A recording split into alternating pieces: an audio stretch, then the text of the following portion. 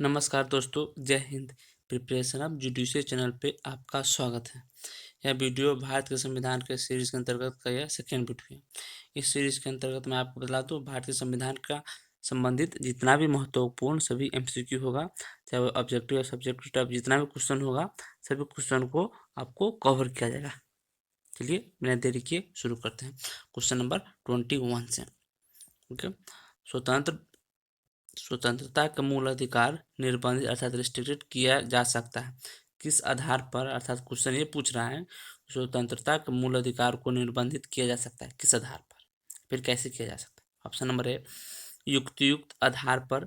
Option B, किसी व्यक्ति विशेष के हित में। ऑप्शन सी, राजनैतिक स्वार्थ सिद्धि के लिए।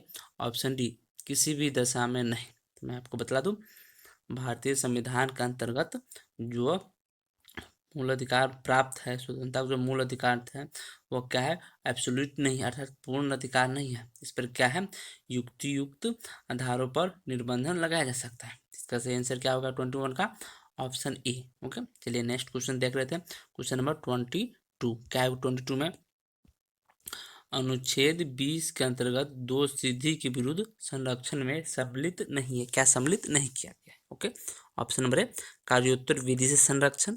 ऑप्शन बी, दोहरे दंड एवं अभियोजन से संरक्षण। ऑप्शन सी, विधि विवादित कार्यों से संरक्षण अर्थात विधियों के विरुद्ध कार्यों से संरक्षण। या फिर ऑप्शन डी, स्व अभिशंसन से संरक्षण, जिसे आत्म अभिशंसन से संरक्षण का सिद्धांत भी कहा गया है। मैं आपको बता दूं, भारतीय संविधान के अनुच्छेद 20 के अंतर्गत दो सिद्धि के विरुद्ध संरक्षण में सम्मिलित नहीं है। क्या नहीं है, मैं आपको बता दूं, क्वेश्चन नंबर 22 का क्या नहीं है। क्या नहीं है जानने से पहले आपको जानना पड़ेगा क्या क्या है। मैं आपको बता दूं, उसमें 3 सिद्धांतें बतलाई गई हैं। ओके, तो पहला सिद्धांत कौन है, कार्योत्तर विधि से संरक्षण। ओके, यानी ऑप्शन ए। दूसरा सिद्धांत क्या है, दोहरे विधि से संरक्षण। ओके, तथा तीसरा क्या है, आत्म अभिशंसन से संरक्षण या फिर स्व अभिशंसन से संरक्षण, इसे ही कहा जाता है। तो कौन सा सिद्धांत अनुच्छेद 20 के अंतर्गत दो सिद्धि के विरुद्ध संरक्षण में सम्मिलित नहीं है, तो विधि विवादित कार्यों से संरक्षण। ओके, मैं आपको फिर से दोहरा दूं, क्वेश्चन नंबर 22 के अंतर्गत जो सवाल पूछा गया है, इसमें यह पूछा जा रहा है कि भारतीय संविधान के अनुच्छेद 20 के अंतर्गत दो सिद्धि के विरुद्ध संरक्षण है, उसमें से कौन सा सिद्धांत उसमें शामिल नहीं है। अर्थात 3 सिद्धांत अगर यदि आपको याद होगा तो पता हो जाएगा, इसके अलावा वह कौन सा सिद्धांत जो नहीं है जो इसमें लिखा गया है। तो मैं आपको बता दूं, अनुच्छेद 20 के सब फर्स्ट के अंतर्गत आ जाता है कार्योत्तर विधि से संरक्षण। उसके बाद सेकेंड क्लॉज के अंतर्गत आ जाता है आपको दोहरे दंड एवं अभियोजन से संरक्षण। तथा तीसरे सब क्लॉज के अंतर्गत आ जाता है आत्म अभिशंसन या फिर स्व अभिशंसन से संरक्षण। ओके, नेक्स्ट क्वेश्चन क्या है, क्वेश्चन नंबर 23 क्वेश्चन क्या है, किसी एक व्यक्ति को उसके प्राण या दैहिक स्वतंत्रता से विधि द्वारा स्थापित प्रक्रिया के अनुसार ही वंचित किया जाएगा, अन्यथा नहीं। यह संविधान के कौन से अनुच्छेद में कहा गया है। ओके, तो मैं आपको बता दूं, यह कौन सा अनुच्छेद में, ऑप्शन ए अनुच्छेद 19, या फिर ऑप्शन बी अनुच्छेद 20, या फिर ऑप्शन सी अनुच्छेद 21, या फिर ऑप्शन डी अनुच्छेद 22। ओके, मैं आपको बता दूं यह बातें कौन से अनुच्छेद में बताया गया है, तो अनुच्छेद 21 अर्थात अनुच्छेद 21 के अंतर्गत बताया गया है कि किसी व्यक्ति को उसके प्राण या दैहिक स्वतंत्रता से विधि द्वारा स्थापित प्रक्रिया के अनुसार ही वंचित किया जा सकता है, अन्यथा नहीं। ओके, बस अनुच्छेद 21 है जो बस इतने ही लाइन है, लेकिन इसके अंतर्गत इतना व्याख्या किया जा चुका है अब तक का। अगर आज इस पर देखा जाए तो लगभग 20 से 25 महत्वपूर्ण केस अनुच्छेद 21 के अंतर्गत आ जाता है। ओके, इसको फिर किसी अन्य वीडियो में इसको चर्चा करेंगे, इस पर टोटल कितना केस है और कौन कौन सी केस में क्या बातें कही गई। ओके, चलिए नेक्स्ट क्वेश्चन क्या है, क्वेश्चन नंबर 24 क्या है, 24 प्राण एवं दैहिक स्वतंत्रता के मूल अधिकार में सम्मिलित नहीं है। ओके, प्राण एवं दैहिक स्वतंत्रता के मूल अधिकार में कौन सी बातें सम्मिलित नहीं है वह पूछा गया है। ओके, ऑप्शन नंबर ए, काम पाने का अधिकार। ऑप्शन बी, त्वरित एवं त्वरित विचारण का अधिकार, अर्थात त्वरित स्पीडी ट्रायल या फास्ट ट्रायल, या फिर त्वरित विचारण का अधिकार ये बोल रहा है। या फिर ऑप्शन सी, मानव गरिमा में युक्त जीवन जीने का अधिकार, अर्थात सम्मान पूर्वक जीवन जीने का अधिकार। ऑप्शन डी, शिक्षा चिकित्सक एवं पर्यावरण संरक्षण का अधिकार। तो मैं आपको बता दूं, प्राण एवं दैहिक स्वतंत्रता के मूल अधिकार में कौन सी बातें सम्मिलित नहीं है? तो वो सम्मिलित नहीं है काम पाने का अधिकार। काम पाने का अधिकार प्राण एवं दैहिक स्वतंत्रता के मूल अधिकार में सम्मिलित नहीं है, जबकि त्वरित विचारणा अर्थात स्पीडी ट्रायल या फिर फास्ट ट्रायल का अधिकार सम्मिलित है, या फिर मानव यानी रिस्पेक्टफुल लाइफ जीना ये सम्मिलित है, और स्वास्थ्य, चिकित्सा या फिर आपको शिक्षा एवं पर्यावरण संरक्षण का अधिकार भी सम्मिलित है। जबकि क्या है, प्राण एवं दैहिक स्वतंत्रता के मूल अधिकार के अंतर्गत आपको काम पाने का अधिकार सम्मिलित नहीं है। चलिए नेक्स्ट क्वेश्चन देख लेते हैं। क्वेश्चन नंबर 25 क्या है? क्वेश्चन नंबर 25 में बताया गया है कि अनुच्छेद 21 के सब क्लॉज क अर्थात अनुच्छेद 21 क में किस आयु के बालक के लिए निःशुल्क एवं अनिवार्य शिक्षा का प्रावधान किया गया? अनुच्छेद 21 क में किस आयु के बालकों के लिए निःशुल्क एवं अनिवार्य शिक्षा का प्रावधान किया गया? ऑप्शन नंबर ए 5 वर्ष तक की आयु के बालकों के लिए, ऑप्शन बी 6 से 14 वर्ष की आयु के बालकों के लिए, ऑप्शन सी 16 वर्ष तक की आयु के बालकों के लिए, या फिर ऑप्शन डी 21 वर्ष से कम आयु के बालकों के लिए। ओके, तो मैं आपको बता दूं, अनुच्छेद 21 क में किस आयु के बालकों के लिए निःशुल्क एवं अनिवार्य शिक्षा का प्रावधान किया गया? ओके, मैं आपको बता दूं, 6 वर्ष से 14 वर्ष तक के बालकों के लिए आपको अनुच्छेद 21 क के अंतर्गत निःशुल्क एवं अनिवार्य शिक्षा का प्रावधान किया गया। तो मैं आपको बता दूं, आपको अनुच्छेद 21 क आपको कब जोड़ा गया है था, तो आपको याद होना चाहिए, अनुच्छेद 21 क भारतीय संविधान के मूल संविधान में नहीं था, इसे 86वां संविधान संशोधन अधिनियम द्वारा अर्थात 86 कॉन्स्टिट्यूशनल अमेंडमेंट के द्वारा इसे ऐड किया गया। ओके, चलिए नेक्स्ट क्वेश्चन देख लेते। नेक्स्ट क्वेश्चन क्या है? क्वेश्चन नंबर 26 में क्या है? अनुच्छेद 22 में गिरफ्तारी के विरुद्ध संरक्षण में कौन सम्मिलित नहीं है? ओके, अनुच्छेद 22 के अंतर्गत जो गिरफ्तारी के संरक्षण का अधिकार दिया गया, इसमें से कौन सा अधिकार है जो उसमें सम्मिलित नहीं है? ओके, ऑप्शन ए गिरफ्तारी के कारण जानने का अधिकार, ओके, या फिर ऑप्शन बी 24 घंटे में मजिस्ट्रेट के समक्ष पेश करने का अधिकार, या फिर ऑप्शन सी विधि व्यवसायी से परामर्श करने का अधिकार, या फिर ऑप्शन डी जमानत पर छूटने का अधिकार। ओके, मैं आपको बता दूं, अनुच्छेद 22 में गिरफ्तारी के विरुद्ध जो अधिकार प्राप्त किया गया या फिर गिरफ्तारी के विरुद्ध संरक्षण प्रदान किया गया, वह कौन सी बातें जो इसमें नहीं है गिरफ्तारी के विरुद्ध? ओके, जमानत पर छूटने का अधिकार आपको अनुच्छेद 22 के तहत गिरफ्तारी के विरुद्ध संरक्षण में नहीं आता।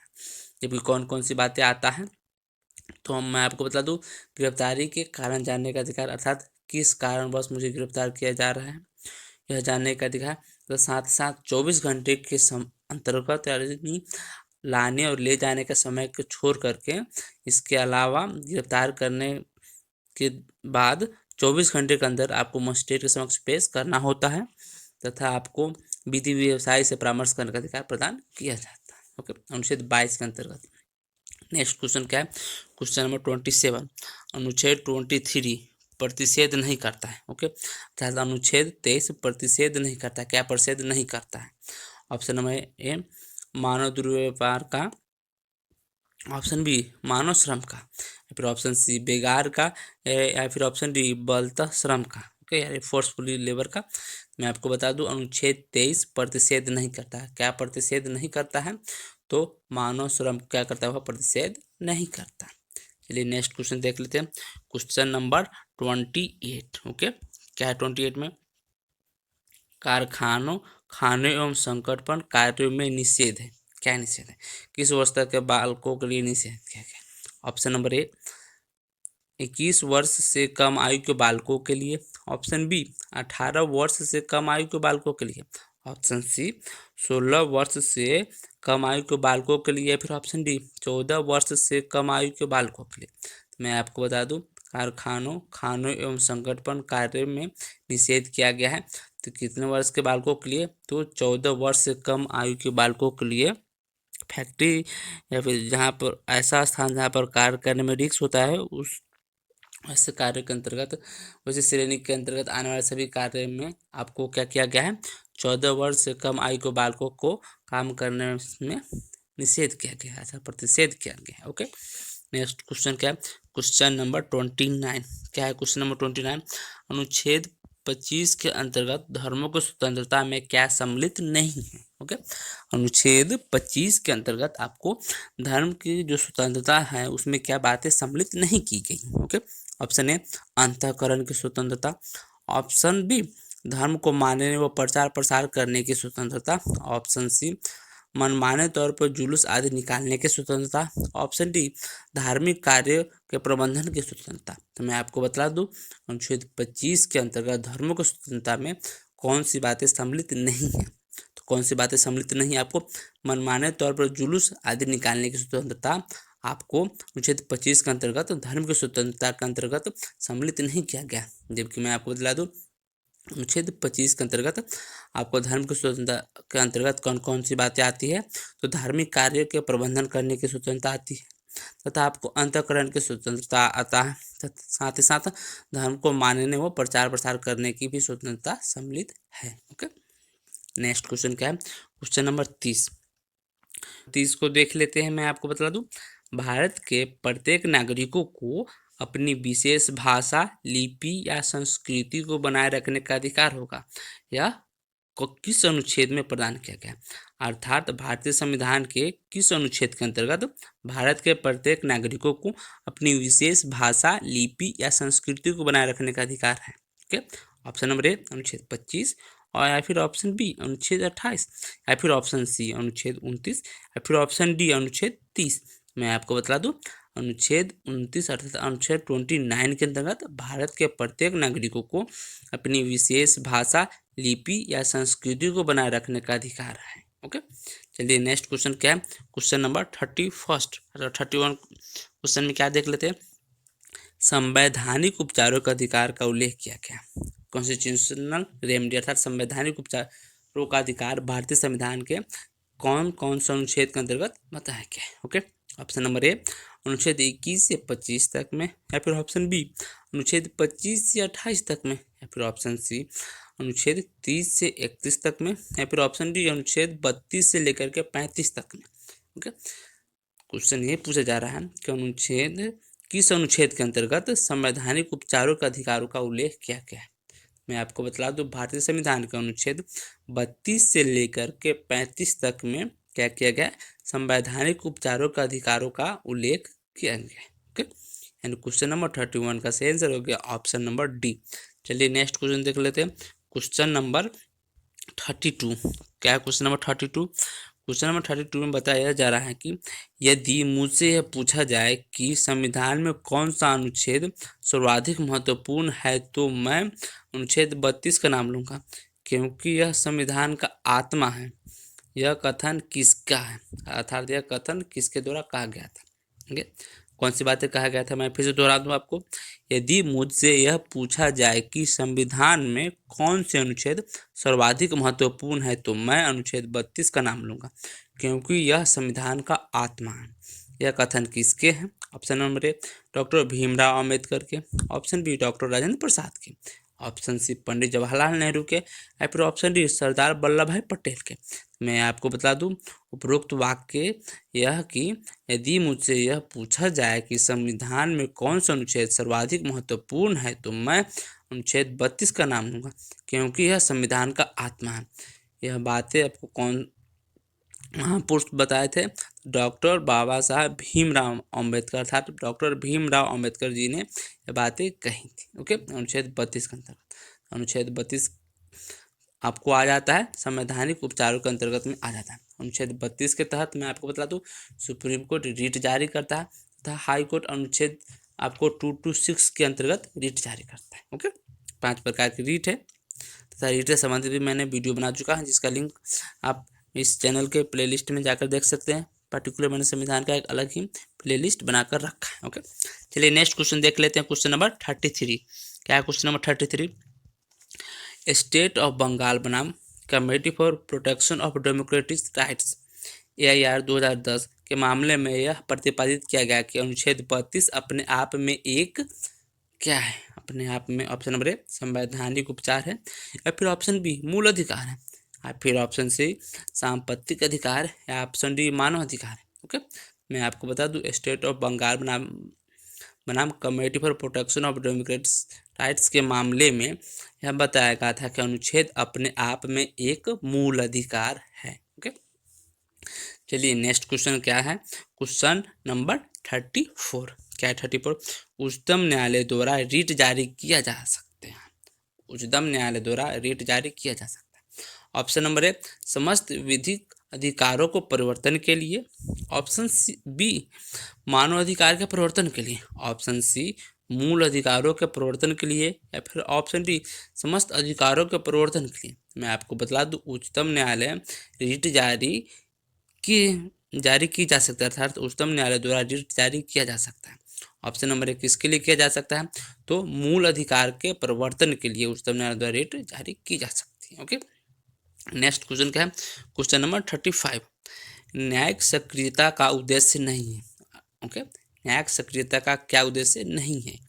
ऑप्शन नंबर ए, शासन प्रशासन को अपने कर्तव्य का बोध कराना। ऑप्शन बी, शासन प्रशासन एवं सरकारों में पारदर्शिता बनाए रखना।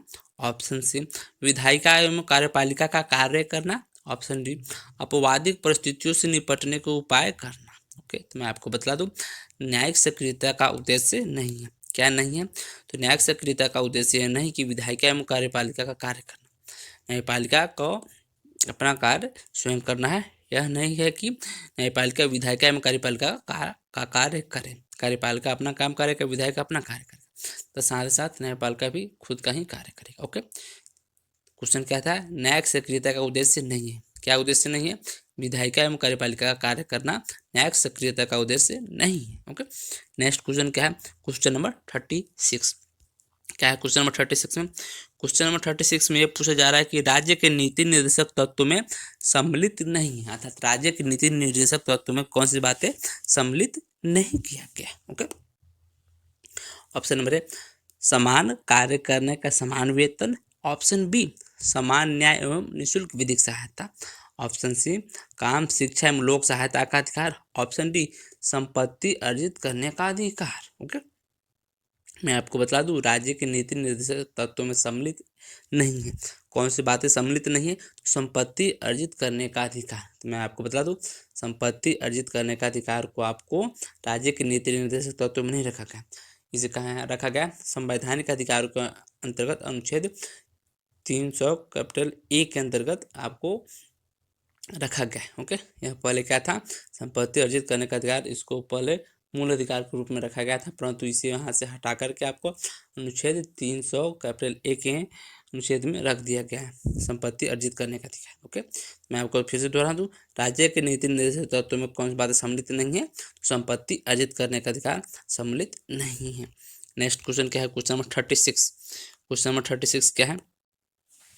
क्वेश्चन नंबर 36 यह है कि क्वेश्चन नंबर 37। क्वेश्चन नंबर 37 क्या है कि राज्य के नीति निर्देशक तत्वों का लक्ष्य है। क्या लक्ष्य है? ऑप्शन नंबर ए, कर्मकारों के लिए निर्वाह योग्य मजदूरी की व्यवस्था करना। ऑप्शन बी, एक समान सिविल सहायता की व्यवस्था करना। ऑप्शन सी, उद्योग के प्रबंधन में कर्मकारों की भागीदारी का प्रयास करना। ऑप्शन डी, कतिपय विशेष परिस्थिति में बाल विवाह की छूट देना। उपयुक्त में से कौन सी बातें सही नहीं है? ओके, मैं आपको बता दूं, राज्य के नीति निर्देशक तत्वों में कौन सी बातें सही नहीं है? तो कौन सी बातें नहीं सही नहीं है? कतिपय विशेष परिस्थिति में, अर्थात कभी कभी विशेष परिस्थिति में बाल विवाह का छूट देना, यह कभी भी सही नहीं है। बाल विवाह करना यह अपराध है। मैं आपको बता दूं, राज्य के नीति निर्देशक तत्व के अंतर्गत आपको विशेष परिस्थिति में बाल विवाह का छूट देना, यह बातें सम्मिलित नहीं है। ओके, तो मैं आपको बता दूं, क्वेश्चन नंबर 37 का सही आंसर है option number D. Next question क्या है? Okay, question number 38। Okay, question number 38 क्या पूछ रहा है? क्वेश्चन नंबर 38 पूछ रहा है कि मूल अधिकार एवं राज्य के नीति निर्देशक तत्वों में प्रमुख अंतर क्या है? ओके, यानी मूल अधिकार एवं राज्य के नीति निर्देशक तत्वों में मुख्य अंतर है। क्या अंतर है? चलिए भाई देख लेते हैं। ऑप्शन नंबर ए, मूल अधिकारों का न्यायालय द्वारा परिवर्तन होना, जबकि नीति निर्देशक तत्वों का परिवर्तन नहीं होना। ऑप्शन बी, मूल अधिकार का लक्ष्य वैकल्पिक व्यक्ति कल्याण का है, जबकि नीति निर्देशों का सामुदायिक कल्याण का है। ऑप्शन सी, मूल अधिकार का विशेष महत्व रखता है, जबकि नीति निर्देशक तत्व का गौण महत्व अर्थात कम महत्व होता है। ऑप्शन डी, इनमें से कोई सही नहीं है। मैं आपको बता दूं, मूलाधिकार एवं राज्य के नीति निर्देशक तत्वों में मुख्य अंतर यह है कि मूलाधिकारों का न्यायालय द्वारा परिवर्तन होता है, जबकि नीति निर्देशक तत्वों का परिवर्तन नहीं होता। इसको दूसरे शब्द में बोला जाए तो मैं आपको बता दूं, मूलाधिकार को न्यायालय द्वारा लागू कराया जा सकता है, अर्थात मूलाधिकार को फोर्सफुली लागू कराया जा सकता है, जबकि राज्य के नीति निर्देशक तत्वों को फोर्सफुल या फिर उसको इन्फोर्स नहीं किया जा सकता है। ओके, राज्य के परिस्थिति पर निर्भर करता है या फिर राज्य के इच्छा पर निर्भर करता है कि राज्य वह अपना जो नीति निर्देशक तत्व है उसे लागू करवाए। ओके, इसे न्यायालय लागू नहीं कर सकता राज्य के नीति निर्देशक तत्व। ओके, यही मूल अंतर है मूलाधिकार एवं राज्य के नीति निर्देशक तत्वों में। ओके, चलिए नेक्स्ट क्वेश्चन क्या है, क्वेश्चन नंबर 39। क्वेश्चन नंबर 13 क्या है, मूल कर्तव्यों का उल्लेख किया गया। ओके, अर्थात फंडामेंटल ड्यूटी का उल्लेख किया गया है। फंडामेंटल ड्यूटी का उल्लेख कहाँ किया गया है? ओके, मैं आपको बतला दूं, ऑप्शन नंबर ए अनुच्छेद 50 में किया गया है, या फिर ऑप्शन बी अनुच्छेद 51 में किया गया है, या फिर ऑप्शन सी अनुच्छेद 51 में किया गया है, या फिर ऑप्शन डी अनुच्छेद 52 में किया गया है। तो मैं आपको बतला दूं, मूल कर्तव्य का उल्लेख किया गया है। मूल कर्तव्य का उल्लेख अर्थात फंडामेंटल ड्यूटी का उल्लेख किया गया है। किस अनुच्छेद के अंतर्गत किया गया? अनुच्छेद 51A 51 कैपिटल ए के अंतर्गत आपको क्या किया है, मूल कर्तव्यों का उल्लेख किया गया है। ओके, चलिए इस वीडियो का लास्ट क्वेश्चन देख लेते हैं, क्वेश्चन नंबर 40। क्वेश्चन नंबर 40 क्या है, अर्थात तो मूल कर्तव्यों का अध्याय जो फंडामेंटल ड्यूटी का अध्याय है या कौन सा संविधान संशोधन अधिनियम द्वारा जुड़ा गया था? ऑप्शन नंबर है, अर्थात क्वेश्चन ये पूछ रहा है फंडामेंटल ड्यूटी जो है भारतीय संविधान में बाद में जोड़ा गया या मूल संविधान का हिस्सा नहीं था। ओके, इसे कौन से देश से लिया गया था तो मैं आपको बता दूं, फंडामेंटल ड्यूटी आपको सोवियत संघ के संविधान से अर्थात रूस के संविधान से लिया गया था। ओके, शायद रूस के संविधान ही था, उसके गलत भी हो सकता है, लेकिन मुझे जहाँ तक याद है मूल कर्तव्य आपको सोवियत संघ अर्थात रूस के संविधान से ही लिया गया। ओके, चलिए इस क्वेश्चन को देख लेते हैं, मूल कर्तव्य का अध्याय आपको कौन से अध्याय के अंतर्गत आ जाता है, मतलब मूल कर्तव्य कौन से अधिवेशन के द्वारा अर्थात कौन से संविधान संशोधन द्वारा जोड़ा गया था? ओके, ऑप्शन नंबर ए 85वां संविधान संशोधन अधिनियम द्वारा, ऑप्शन बी 86वां संविधान संशोधन अधिनियम, या फिर ऑप्शन डी 87वां संविधान संशोधन अधिनियम, या फिर ऑप्शन सी है 87वां, तो ऑप्शन डी है 88वां संविधान संशोधन अधिनियम। मैं आपको बता दूं, मूल कर्तव्य अर्थात फंडामेंटल ड्यूटी का जो अध्याय है यह आपको जोड़ा गया था 86वां संविधान संशोधन अधिनियम 2002 द्वारा। ओके, चलिए ये वीडियो यहीं तक कंप्लीट रहा। यदि आपको मेरे द्वारा बनाया गया यदि वीडियो पसंद आता है तो थैंक यू, आपको अपना कीमती समय मेरे साथ आपका साझा करने के लिए आपका बहुत बहुत शुक्रिया। Thanks for watching.